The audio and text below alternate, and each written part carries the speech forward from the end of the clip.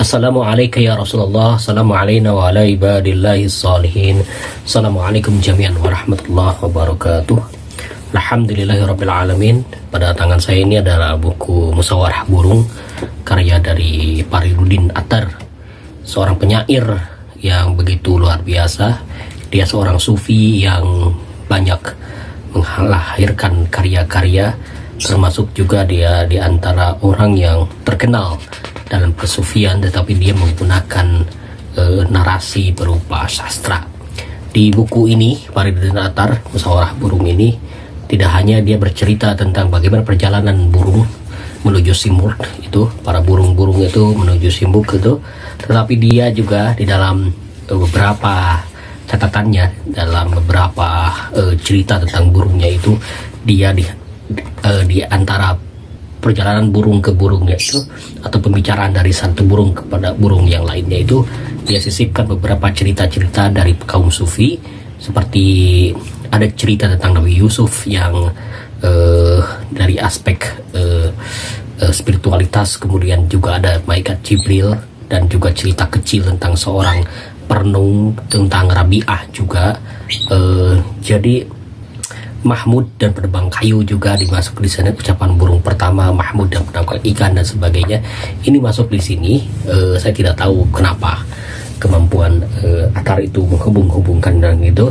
Hanya saja kita bisa memahami bahwa fragmen cerita dalam kehidupan itu senantiasa dinamis, selalu ada saja hal-hal yang tidak terduga dan tak terduga, meskipun kita punya perjalanan the road to Allah misalkan, atau the road to Simurg di dalam hal ini.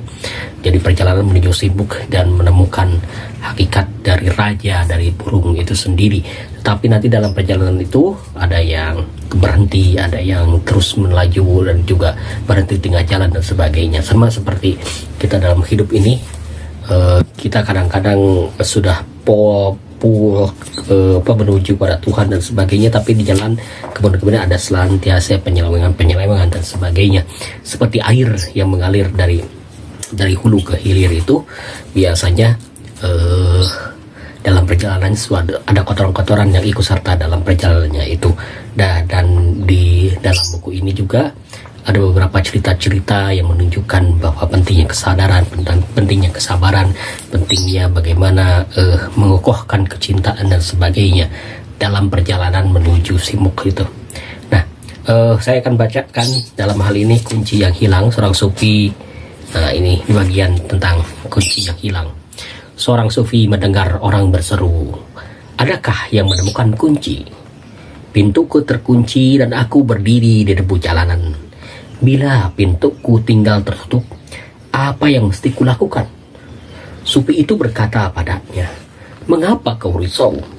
Karena pintu itu pintumu. Tinggal saja di dekatnya meskipun tertutup. Bila kau punya kesabaran untuk menunggu waktu cukup lama, tentulah seseorang akan membukakan pintu itu bagimu. Keadaanmu lebih baik dari keadaanku, sebab aku tak punya pintu maupun kunci. Doakan saja pada Tuhan, semoga aku dapat menemukan pintu yang terbuka ataupun tertutup. Orang selalu hidup dalam angan-angan, dalam mimpi. Tiada yang melihat segala sesuatu sebagaimana adanya. Kepada Dia yang mengatakan padamu, apa yang mesti kulakukan, katakanlah padanya. Jangan lakukan apa yang sudah biasa kau lakukan selama ini. Jangan berbuat apa yang sudah biasa kau perbuat selama ini." Ia yang memasuki lembah keheranan ini cukup sedih memikirkan 100 dunia. "Bagi diriku, aku bingung dan tersesat. Kemana aku akan melangkah? Doakan pada Tuhan, semoga aku tahu. Tetapi ingat, ratapan insan akan menurunkan kerahiman." Wassalamualaikum warahmatullahi wabarakatuh.